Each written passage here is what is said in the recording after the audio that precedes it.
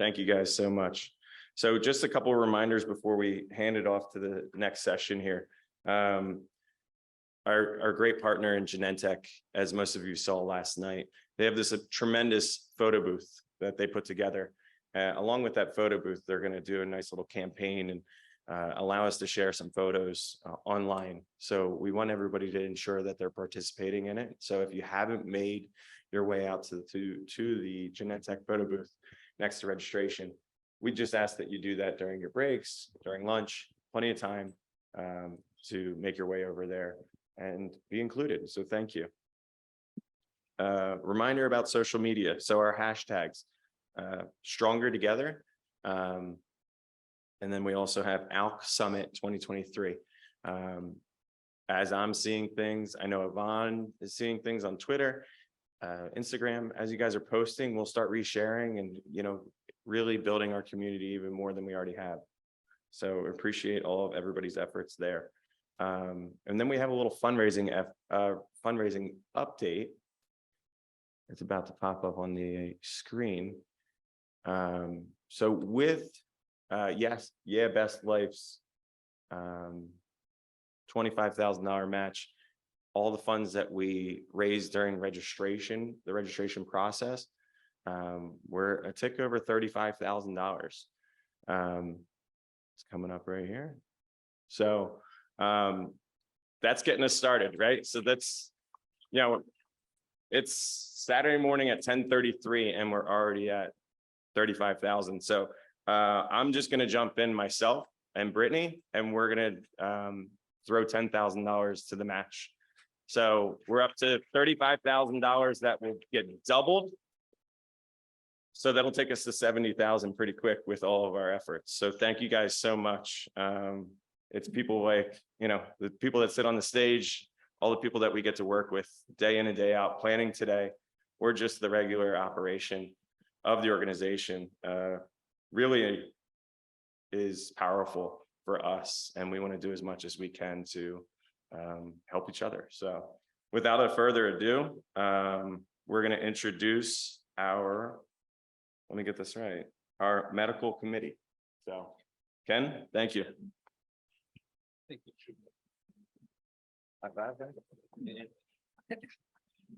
Good morning again.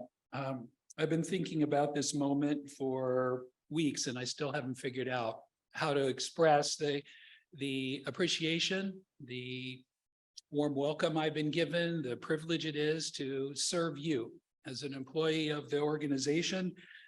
That's my job. And while I'm not a patient or a caregiver, you're going to hear me speaking in many cases as if I am, because I feel so much a part of your family. You can't help but be passionate about it. So thank you for this privilege. Today, we've got 4 august speakers, and we're going to talk about what we're doing in the medical committees to try to achieve the goals that were outlined by Alisha. How do we do that? How do we change those trials from 2 patients or 3 patients in those trials to having the whole trial be for outpatients? That's our goal. So in the medical committee, we have, I think the slides are being cut off here. They are. There are, at least on my screen. Are they okay over there? We have 7 committees within the organization that are made up of about 30 patients and caregivers. And here's some of the participants in those committees. And I'm not going to spend time on them, but I want you to understand what we're doing. We're not just getting together and talking about science or finding out how people's scans went. We are actually very proactive. And here's an example. The RAC committee, which is one that is one of the most active and meeting on a weekly basis. What's our purpose? What's our goal? It's to motivate, facilitate, and enable development of new therapies and diagnostics that's going to help the ALK lung cancer patients. Motivate, facilitate, and enable. What is our objectives then based on that goal? We want to identify commercial and academic research opportunities that have a real or potential impact for you. And we're working on those partnerships. And many on the committees have heard me say this before. When we come there, we're saying, what can we do? We'll put our money where our mouth is, because we are determined to bring these new therapies to ALK lung cancer patients. And then besides that, we need to know, well, what is our strategy to achieve that goal? And I'm not going to read them all, but we have this, and we have these kinds of objectives and goals also for the clinical trial committee, and we're moving down the list. But we want to know that we can maximize our meeting these goals because time matters. So when we meet a company, and you're going to hear more about them, and we want to tell them why ALK lung cancer patients should be in their trial. We're competing against all the other cancers. And so there are some misconceptions out there about exactly what is going on with ALK lung cancer. So these next two slides that I'm going to show are meant to actually explain to companies why ALK positive lung cancer is important for them. There's a science case, there's a medical case, and there's a business case for why we, the ALK community, should be having our patients. First, so the other thing is when I joined ALK Positive, one of the things I heard, well, the patients do so well on TKIs, well, that's a problem. They live so long, it's hard to do a clinical trial. We hear, oh, ALK is rare. Can't ever make any money in ALK. We hear all these excuses. So my thinking was, having worked in pharma for a long time, let's turn those potential negatives into positives. And so what I hope to impress upon you and convince you of is that that's actually what we're doing. So we know in that stage 4 adenocarcinoma, there's this propensity for brain metastases. So for therapies, that's important to know because that's a key unmet need that we have that companies need to be mindful of. ALK rearrangements don't typically present with EGFR and some of these others. They may end up being a part of the resistance mechanism. So there's a very unique definition for these aspects of patients with ALK positive disease. Being young, having few comorbidities. There is a biotechnology company representative sitting in this room. And one of the reasons why they want to work on ALK is because you're young and have had basically not had chemotherapy. You've not had immunotherapy. That can be an advantage depending on what the treatment is. So we need to think of it in that respect. Being young and healthy and never smokers is an advantage in many cases. Median survival is improving. So, you saw from Kirk that, the TKI started around 2010. And so we don't even know what the real median survival is. It could be a lot longer than 7 years. And here's a graph I like to show that makes two really important points. One, the red line, which is the ALK patient population, shows that there's a population of patients, a subset, who are living for years and years. And we have many in this room who are examples of that.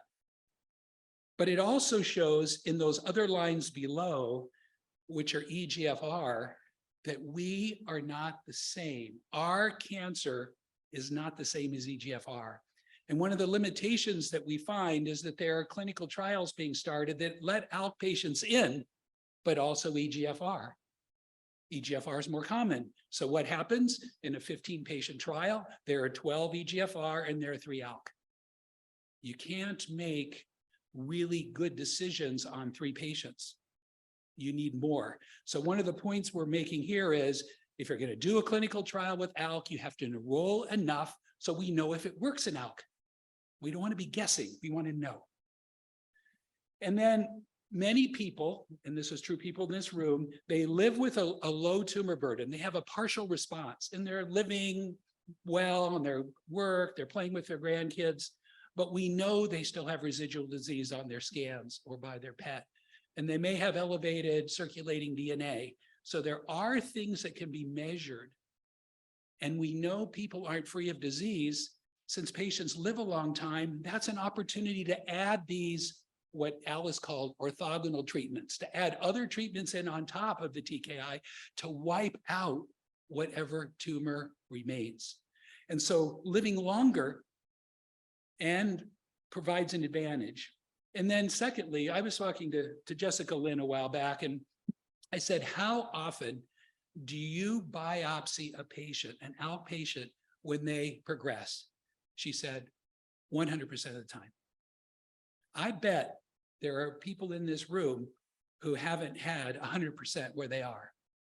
Being able to biopsy a patient when they progress to get the new knowledge of how the tumor's changed, to help you get into the right clinical trial, if that's the goal, that's an advantage we have.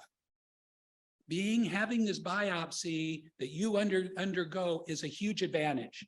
So we're trying to look at, what's sort of the standard of care, what the patient profile looks like, and say, hey, Mr. Pharma, Mrs. Biotech, whatever, we are the right population. Let me just finish that up. So when I came, I was thinking, well, when I was in pharma and patient groups would come and make us a pitch, we love talking to patients because patients are motivational, they're inspirational. We don't have a lot of experience with it because we're in corporate America. And so I knew we'd be very inspired by patient groups, and then we go meet with the senior management, and things fell apart because first of all, they didn't get to meet you. And second of all, they didn't have all the information. So there are three things that I really want us to focus on. And the first one is, yes, TKIs have improved survival, but they're not curative. Because I can just imagine someone saying, yeah, I really feel for those ALK patients, but pancreatic cancer has nothing. Glioblastoma still has a really short progression-free survival. We shouldn't be left out of the conversation because we have good drugs because they're not yet curative. And so we know they're going to develop resistance. So our point to the companies is ALK patients urgently need new treatments, especially those in the last line TKI, right? This is an unmet need. It's a call to action. And we want the people developing drugs to know that about us. Second of all, the ALK positive lung cancer population isn't rare anymore. I'm hoping that we'll take rare out of our vocabulary. We'll take rare off of our website. And let me tell you why.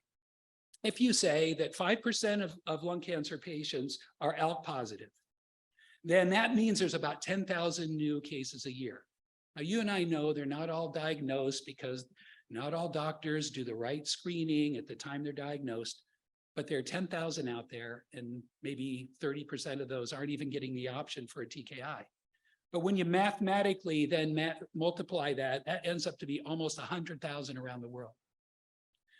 That's the incidence. So to get prevalence is the total number of people alive at any one point with the whatever disease you're looking at. You take the incidence and you multiply it times how long they live. The median survival is 7 years, times 10,000 means there are an estimated 70,000 ALK non-small cell lung cancer patients in the United States, and about 10 times that globally. 70,000 is not rare. And so, and that's by the fourth point, and Jeff's going to touch on this more. We know that Takeda, Pfizer, and Roche Genentech aren't treating every ALK patient. Despite that, they're earning over $2.5 billion a year, and it's growing. There is a business case why ALK should be included. It's not just doing a favor for ALK patients, it's a win-win. So we say ALK is no longer rare. There are tens of thousands who need treatments. Then finally, this case of the IO came up, and Alice touched on it. And, and that's, we're disappointed. We still are disappointed. Wouldn't it have been great if Pembro or Nivo had been active in ALK positive lung cancer? We'd be past 7 years by now. But what that means in reality, if you go online and look clinicaltrials.gov, you will find in a large segment of immuno-oncology trials, ALK is excluded. ALK is excluded. And so the point we're making here is that just because ALK tumors didn't respond to Pembro or Nivo doesn't mean they won't respond to other immune therapies. Emily's going to talk more about that.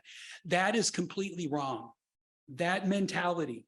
And so one of the things we're working on as a medical committee is to change that thinking. Just because one class of checkpoints, and there are many checkpoints, didn't work. And so we're really working hard to convince it, and we're being successful. And that's one of the exciting things about it. So with that, I'd like to pass the podium over to Emily Venanzi.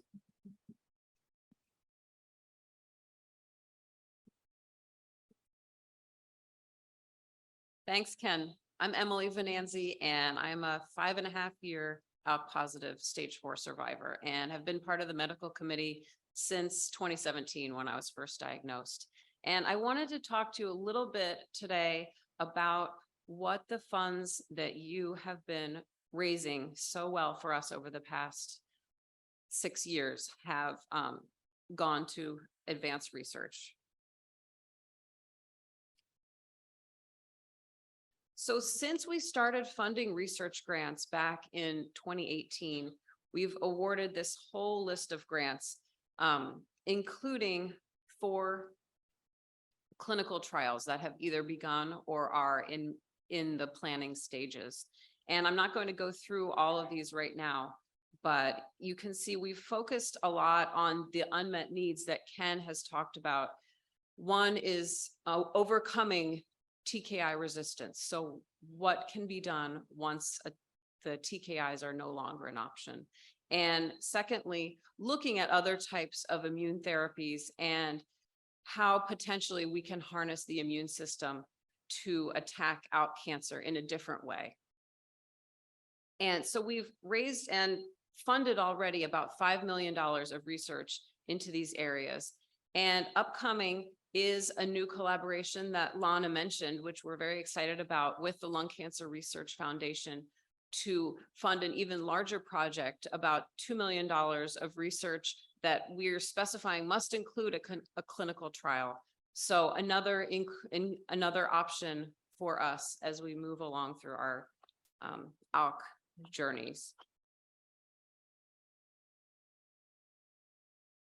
So I wanted to just talk a little bit today, give you one example of how the research we've been funding is progressing.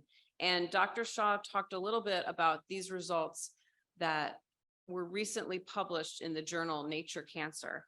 And this paper here about the development of an ALK peptide vaccine by Dr. Awad and Dr. Chiarle and their group has increased excitement in the field and interest in the development of an ALK peptide vaccine for patients. And you saw this slide already from Dr. Shaw, and I'll just tell you a little bit more about what it's showing. So this is preclinical data, so data in the lab, data in mice about the ALK vaccine that's being developed. And in the first figure, you'll see that this is showing the result. So this is mice treated by an experimental ALK vaccine.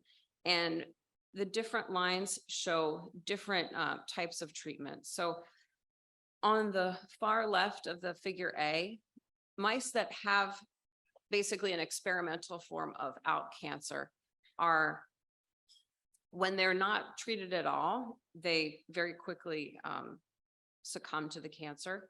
Whereas if they're treated with lorlatinib or lorlatinib plus anti-PD-1, which is immunotherapy, they do better, but still the cancer returns fairly quickly. And then other combinations, so lorlatinib plus a different checkpoint inhibitor, CTLA-4, and then especially lorlatinib plus either the ALK vaccine or a combination of lorlatinib, the experimental vaccine, and a checkpoint inhibitor. Those mice do the best. So especially the blue line at the top, those are the group of mice treated by lorlatinib, the vaccine, and the checkpoint inhibitor called CTLA-4. And those mice are living the longest. So this gives us hope that potentially this type of treatment could be tested in patients. The other positive signal from this vaccine research that we've helped to fund is that it is in mice preventing the development of brain metastases. So in figure B here, mice that are treated with the vaccine plus lorlatinib and a checkpoint inhibitor, 0% of those mice are developing brain metastases in this ALK lung cancer model. So these positive signals have increased excitement for this ALK vaccine development. And what's coming up with this is that the researchers are interested in actually, this vaccine is called a peptide vaccine that's been tested, and that's little pieces of the ALK protein that are injected. And so they're thinking that what might actually be more exciting is to explore an mRNA vaccine. You guys are probably familiar with this now from the COVID vaccine. And mRNA vaccines would give the researchers a potential to potentially include more pieces of ALK to stimulate the immune system even better.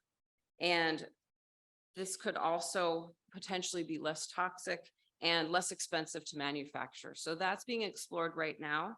There's additional funding pending to expand this vaccine trial that I know we've been talking about for quite a while, to include patients that are stable on their TKI, as well as patients who are experiencing progression on their TKI. So a broader trial that could potentially help more patients. And finally, we're hoping for a mid-2024 start date for this trial, if all the stars align. And so this is just one example of the wide array of research that you all have helped fund over the past 6 years. And we are really grateful for all the work that you've enabled with your funding. And now I'm going to pass it over to Jeff, who will talk a little bit more about our clinical trials committee and our how we're working with companies.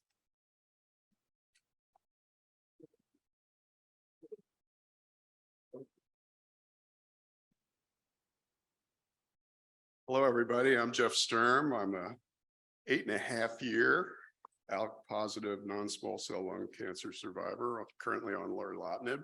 And I might add that I'm currently progressing on lorlatinib. And I know that there are others in the room that are also progressing on lorlatinib, which gives me and the rest of the crew a whole lot of sense of urgency, because it's not an academic issue. It's a very, very personal issue.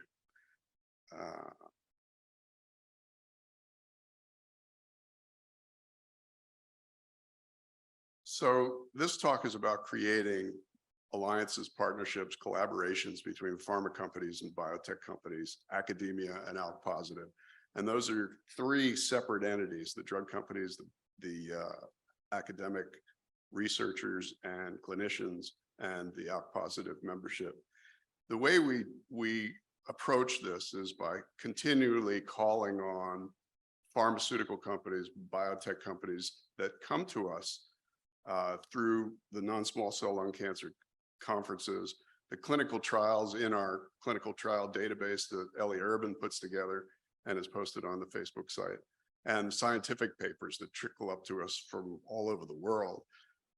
We see who the researchers are, we see who provides the drugs, and we call them up. Or Ray in particular writes them a letter, introduces ourselves, and they're really willing to talk to us. It's quite an open environment, and I have to say that a lot of the people that we talk to have never really talked to a patient. You know, they're lab researchers, the business people, and the impact of our communication with them can really be quite potent. And they say that, they let us know. We investigate all the potential treatments and biomarker modalities. I'll spare you any scientific language and long words here, but these different technologies we explore reflect what Alice had to say in great detail. And it's always a two-way information exchange. We can educate the drug companies and the biotechs in how to treat, how to manage, how to create clinical trials for our patients. And they certainly inform us on what they're doing and whether it's going to be relevant for us. And we're always exploring the viability of pharmaceuticals and drugs in development for our patients. And it's, you know, there's some pretty intelligent and experienced talent up here on this stage. And we can explore with them whether or not it's repurposable or purposable for our patients. And we stay alert to convince, connect, and collaborate. and I'm going to go off script a little bit and just say that we haven't had a whole lot of traction in the 2.5 years that I've been working on it in reaching out to biotechs and creating partnerships, and you get resistance. You know, they don't have the cell lines or the ALK models. Those are resources that are not easy to get your hands on. They want to keep their data homogeneous. They don't have the money to do it, which says they don't believe it's financially justified to do it. There's already sufficient ALK drugs, and maybe we don't need to do more. And then the big one is that the population, the perception out there is very strong that the population of ALK patients is too small. You know, only 5% of lung cancer patients, et cetera. And that goes to the financial justifiability of the trials, and also the ability to accrue the clinical trials, meaning to have enough patients to actually show up at the clinical trials to make the whole thing worthwhile. Which brings us to the point that Ken made, which I won't reiterate completely. We are not a small population. And $2.5 billion between the handful of drug companies that provide our TKIs is a whole lot of money. I mean, I call it blockbuster drug territory. I don't know how you define that, but and those numbers, 70,000 and 500,000 or 650 or whatever we determine it to be, are going to continue to grow because biomarker testing has not completely penetrated the lung cancer community by any stretch of the imagination. So finding out if you have ALK or not is not always guaranteed if you have lung cancer in other parts of the world, and certainly in parts of the United States also. But also the reimbursement for drug treatments, the existing drug treatments, is not penetrated the whole world either. I mean, there are places in this world you cannot get lorlatinib. So you progress on alectinib, and it's chemo, and that's where you go. And when you look at the size of the market, we're all going to need follow-on treatments, as Alice Shaw described. TKIs are not the perpetual answer. And you look at the revenues in 2020 alone, the TKI revenues across the different pharmas jumped by 32%. And they're growing at 12% a year, very, very consistently for the last 2 years. Those are really big numbers. And if you extrapolate that out 10 years, it's a whole lot of money. The people and the entities that we're trying to connect are very well defined, and they have their own aspects of resources. So let's talk about our academic key opinion leaders, KOLs first. KOLs have the patients, they have the tissue, they have the cell lines that pharmas and biotechs require. They have the patient concentration. Our key academic teaching and treatment centers see a whole lot of ALK patients. And, you know, some of us are primary patients at those institutions.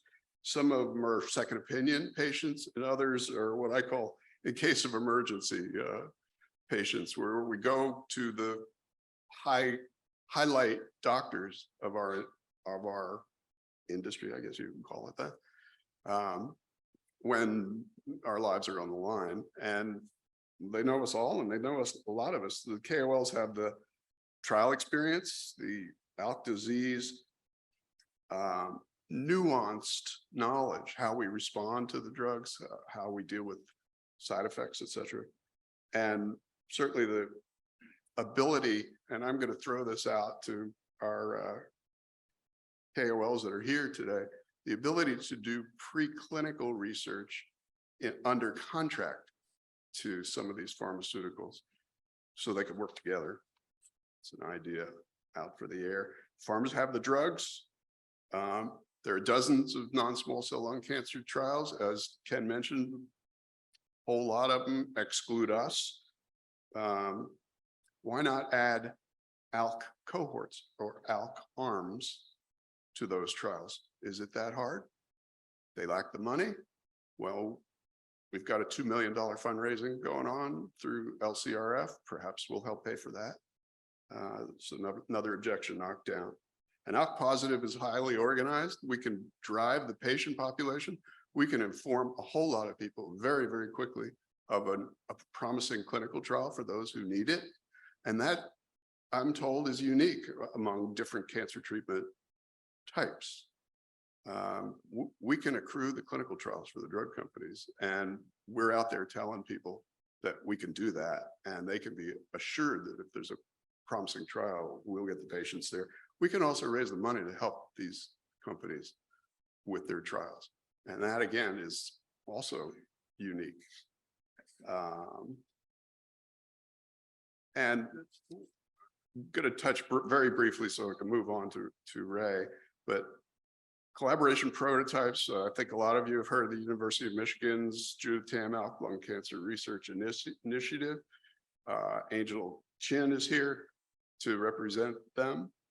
She's one of the co-leaders of that initiative, and will be speaking tomorrow about what they're doing, and I'll save that, but that's a major collaboration. The patients provide the tissue that enables that initiative. The drug companies are donating drugs, some that we've introduced, some that the initiative is able to raise on their own. And the university is doing the research to save our lives, hopefully as quickly as possible. And that's all three parties coming together to work together. We're also going to talk a little bit about MemGen tomorrow. It's an oncolytic virus. It's a virus that you inject into your tumor that in turn hopefully kills the ALK tumors and kills tumors all throughout the body as well. And then coming gilteritinib trial, which we'll be talking about tomorrow. Angel Chin is going to be running that at University of Michigan. That looks like it's a very promising treatment for post-lorlatinib patients in particular. We're just getting started. We're just getting the traction now out in the community, in particular under the leadership of Ken Culver. I have to just stop for a minute and say that we are blessed to have him here by a long shot. And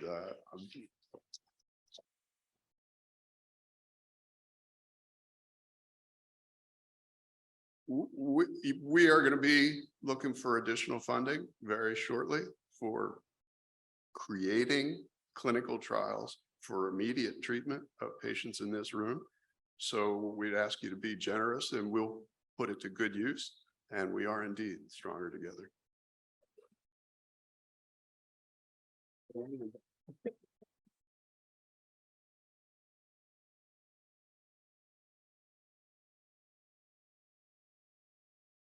Okay, good morning, everybody. I'm Ray Hall. I'm part of the care team for Summer. The other parts are here. Her mother, Susan, her daughter, Lucy. Her husband, Jeff, is at home watching the rest of the team. If you know Summer, it takes a village to manage that lady. So a lot of what I'm going to say has sort of been mentioned before. Does that have anything to do with me? Okay, here we go. I think Ken and I have worked together for many years. I think he put me as intermission in between the science talk. So this is going to be very easy to sit back, relax, and some of it will be repeated. But as a clinical trials committee, we meet with a lot of biotech companies. It's part of our favorite thing we do. Big pharma, usually the chief medical officers, the CEOs. We want to discuss their ongoing trials and more importantly, the future clinical trials. We want to ensure that ALK patients are included in the non-small cell cancer trials when they're scientifically and clinically appropriate. What we're finding in the early stage trials, in the first in human or in the first line, a lot of times the ALK patients are, well, they say we will take oncogene, we will enroll oncogene-driven cancer patients into this study. The reality is, as it relates to you folks, patients need to have had prior exposure to a checkpoint inhibitor, PD-1 or PD-L1, and they had to have prior exposure to a chemo regimen. So that knocks out just about everybody in the room except maybe a very small portion. And so we sort of go into an educational mode there. Also, what happens, what we get, as Ken had mentioned, we have gotten this on more than a few occasions when we're talking to biotechs, because we're looking at not just non-small cell lung cancer treatments, we're looking at innovative novel platforms that we want to be able to adapt into the non-small cell, particularly the ALK arena. But they say, ALK's not even on our radar. You guys have a cure. You got the TKIs. So two things happen at that point. It depends on who jumps in first. Ken has some great slides. You saw some of them. They're all factual, they're indisputable, with footnotes to data sources. So it's great. We educate him on the numbers, the size of the market. I mean, 700,000 patients worldwide is not small. The other thing that happens is if Ken beats Jeff, Jeff immediately jumps in, and we're not shy to pull the sympathy card. Jeff does it very well. He starts in with his disease continuum, 2014, and he starts to go through all of his treatments up until this point now, when he's progressing on lorlatinib. And we don't just talk, sometimes we just have one individual, but usually it's the chief medical officer and they bring their science team. So there's 3 or 4 people all on little Zoom screens, and we're all watching him. And when Jeff gets to the point where he's on his last line of therapy and he's got nothing to look forward to, it's a very sobering statement, and you can see the attitudes change. And so 2 very powerful things there. What we're looking at here, we want to provide, the other thing, we want to provide rationale and evidence as to why the ALK patient is ideal for studying non-small cell lung cancer technologies. And a lot of what we're doing now is we don't want anybody to come off their TKIs. Stay on your TKIs, they're working well. We want to add in new things. Jeff mentioned the oncolytic viruses. We're looking at tumor infiltrating lymphocytes, T-cell receptor therapies. Oncolytic viruses, as you heard, are on the horizon for us. Emily mentioned the vaccines. There was a study done with CTLA-4s, which is ipilimumab or Yervoy, which you may be familiar with. The ALK patients in that study, there were a very small data set, only 3 patients. They did very well in managing that. They had, out of the 3, 2 of them had good durable responses. The other half of that study was EGFR patients. And the study had to be closed because they couldn't tolerate the combination. The ALKs did, the EGFR patients didn't. They had grade 3 diarrhea, and the study was closed. We'd like to repeat something like that, maybe even with a PD-1 inhibitor thrown in there. CD47 inhibitors, I don't think we've talked about those, but Emily found a few months ago a paper where they showed CD47 inhibitors and combined with an ALK inhibitor not only eliminated the tumor, but it eradicated all persister cells. That's something we need to really get into. There's bispecifics out there that are CD47s and PD-1 inhibitors coupled with an ALK inhibitor, could be game changers. And of course, our Nuvalent is a great example of the next generation ALK TKIs. We like to provide patient-friendly information. For those of you who, maybe everybody has been on the alkpositive.org website. Jeff does a great job. I think he has 11 write-ups right now in very user-friendly language on a lot of these different types of new therapies that are on the horizon: oncolytic viruses, tumor treatment fields, vaccines. If you haven't read them, get acquainted with it. It's a very user-friendly to learn more about these cutting-edge technologies. We also know how this story ends. So there may be coming down the road an appropriate trial for you that can alter the course of the disease. And you need to pay attention to these. Promote awareness, the benefits of clinical trials. A lot of times we meet with investigators, we meet with companies.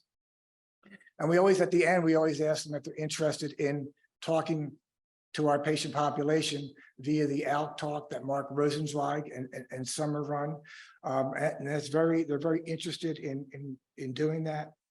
And lastly, for this slide is we want to provide a comprehensive and searchable listing for all clinical trials for all ALK non-small cell lung cancer patients worldwide. That is a huge job. If you've been on the website, you'll see under the research, you'll see clinical trials. There is over, I think, 100 clinical trials there. It's not only for ALK non-small cell lung cancer, there is non-small cell lung cancer that includes ALK into those trials. There's a tab for ALK trials, so that are not lung, so other patients who are ALKies but do not have non-small cell lung cancer. There's trials in Europe, there's trials in China, and it's all encompassed in there. And that is done by one of our committee members who you have probably seen talk a few months back, Ellie. It's an exhausting job. She keeps it up to date all the time. So I just want to say thank you, Ellie, for all the work that you do on behalf of ALK patients worldwide.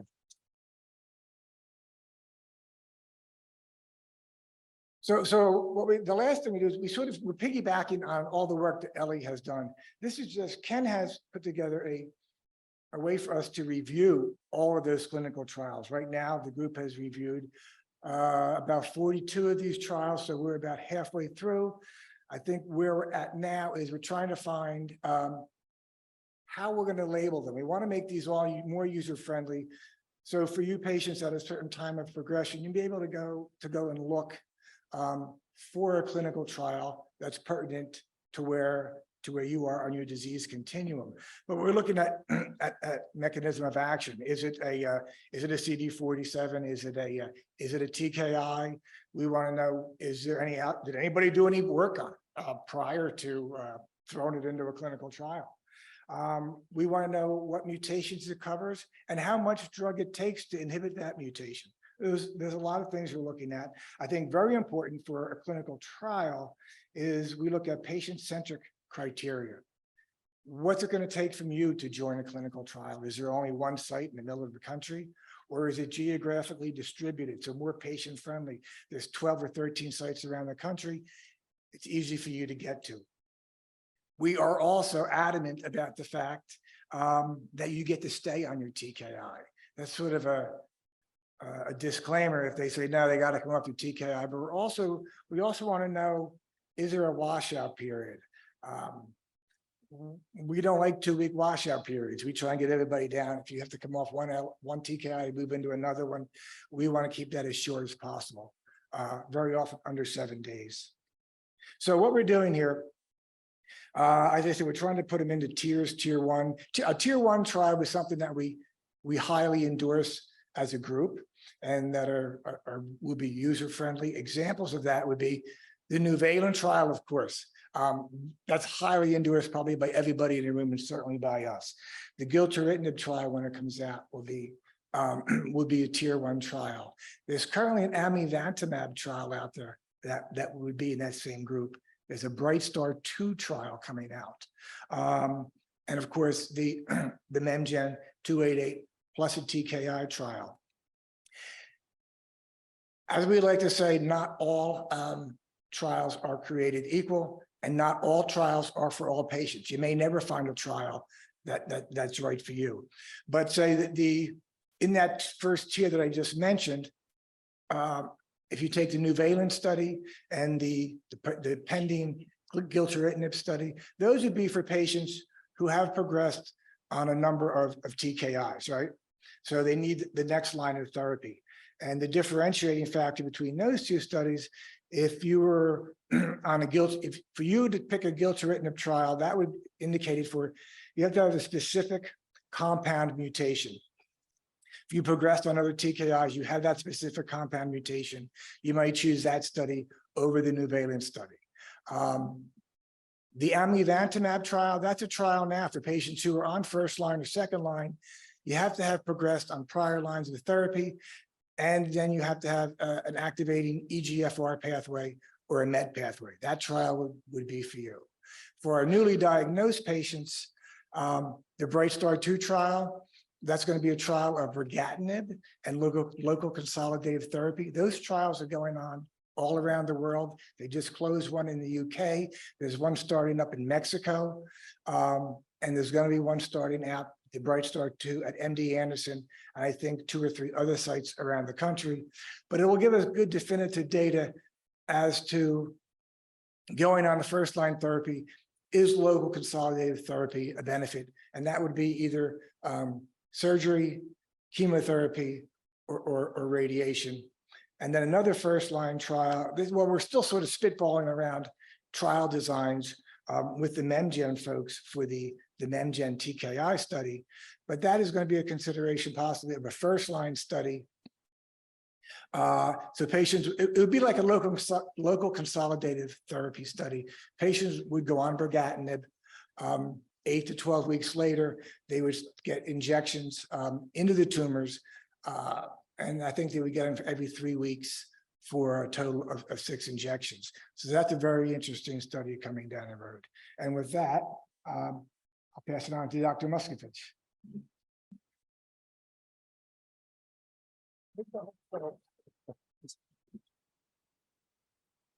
Okay. Oh, I'm Marc Muskavitch, and I'm a member of the medical committee. I was diagnosed in the middle of 2020, stage 4 ALK positive. And I have a stable partial response on elective at the moment. And so what I want to talk about is actually yet another group that Ken Culver has established within the medical committee.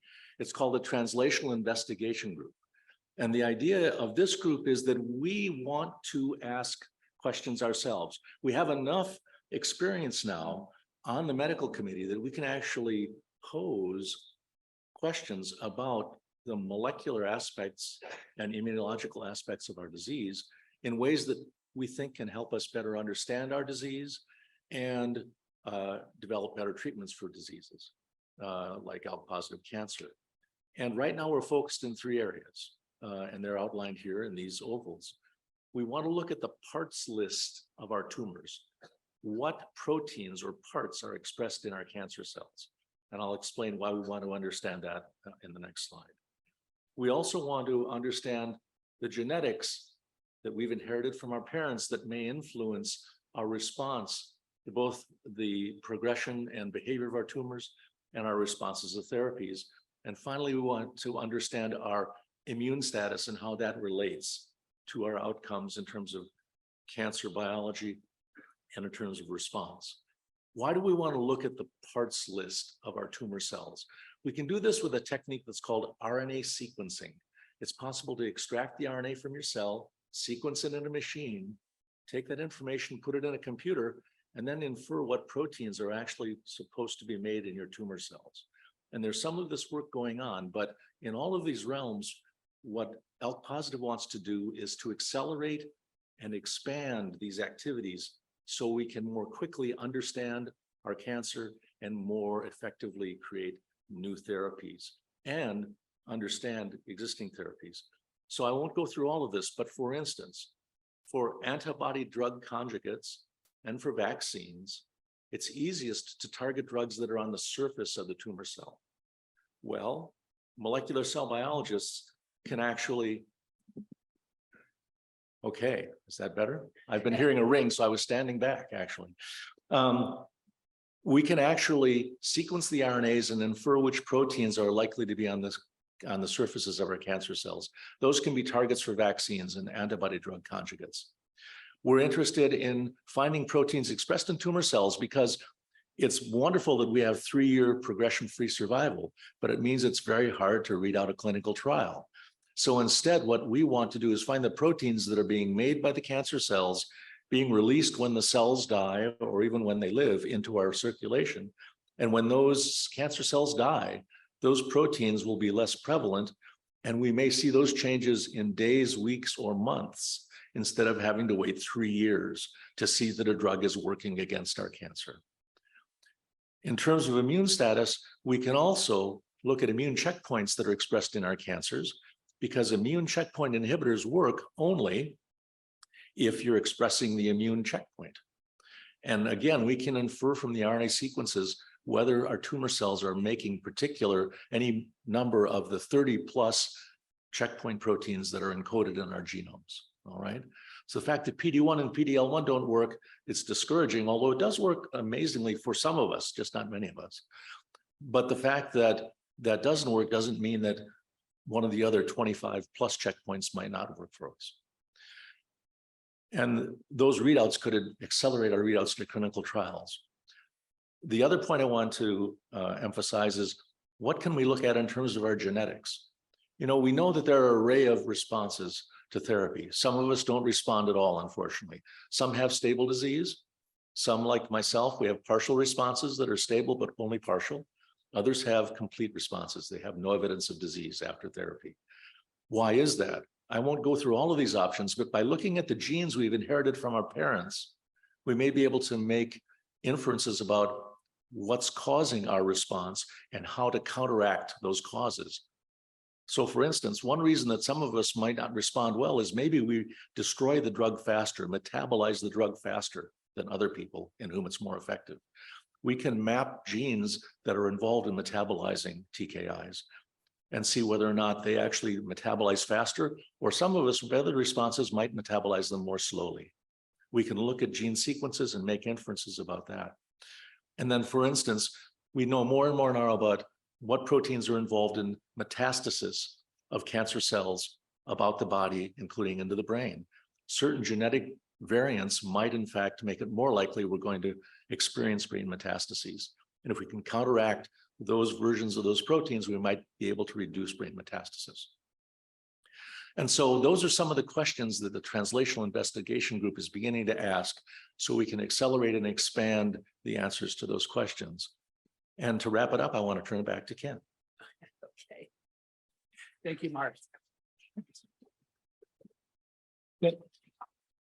So for the TIG, we're trying to, on our own, work with companies, find data sets where then we have more power and more data. So when we go to companies, we can address their questions and their concerns and hopefully convince them to study ALK patients earlier than later.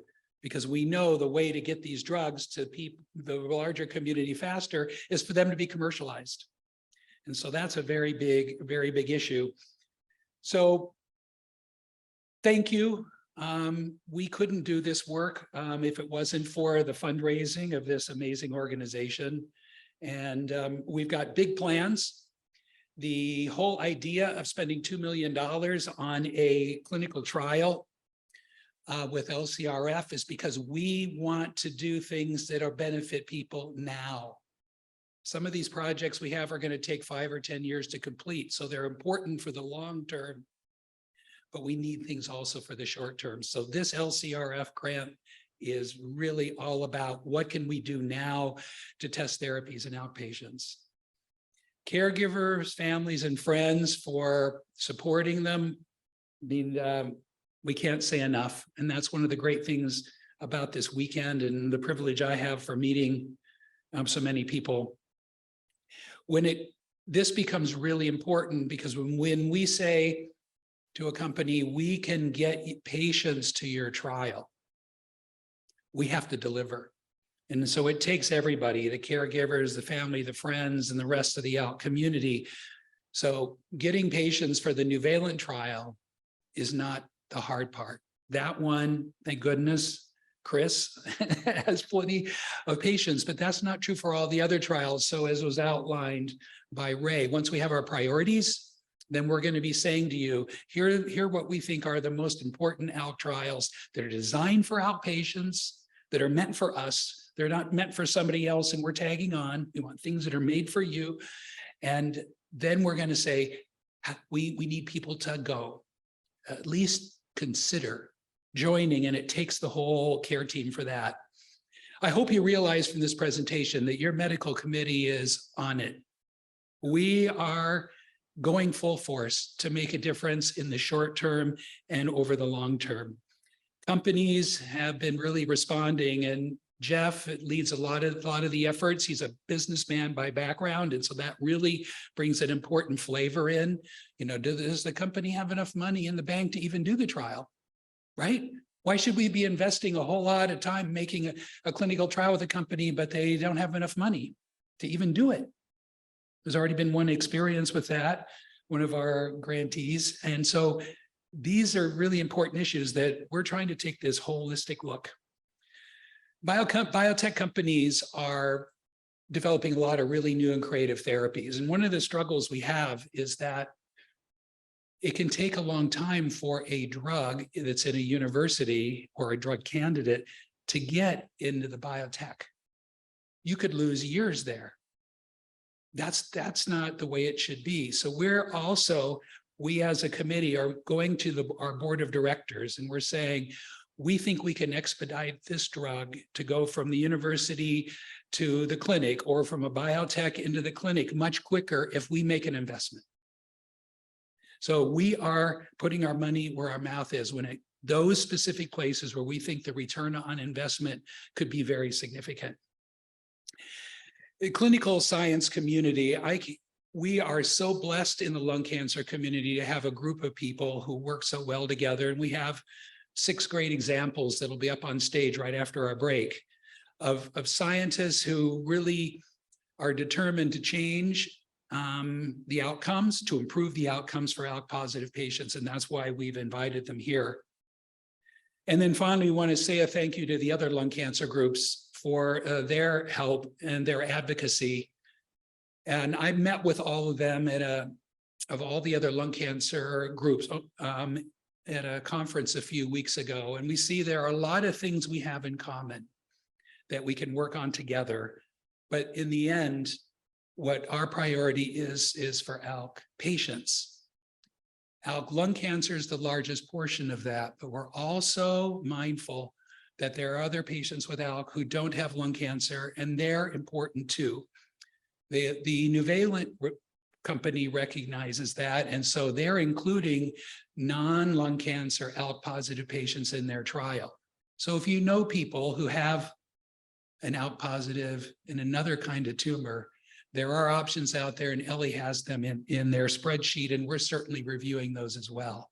So we see ourselves as an ALK community, even though lung cancer is the biggest part, it's not the only part. So on behalf of my fellow medical committee members, thank you so much for giving us the privilege to be good stewards with your money. We are stronger together, and as Jeff said, we think we're doing a smart job in how we're spending those donations that comes in. But give us your input, send us your ideas. If you hear about an exciting opportunity, we want to hear about it, because our goal is to be progressing right along with all the great discoveries that are happening in lung cancer research. So thank you very much.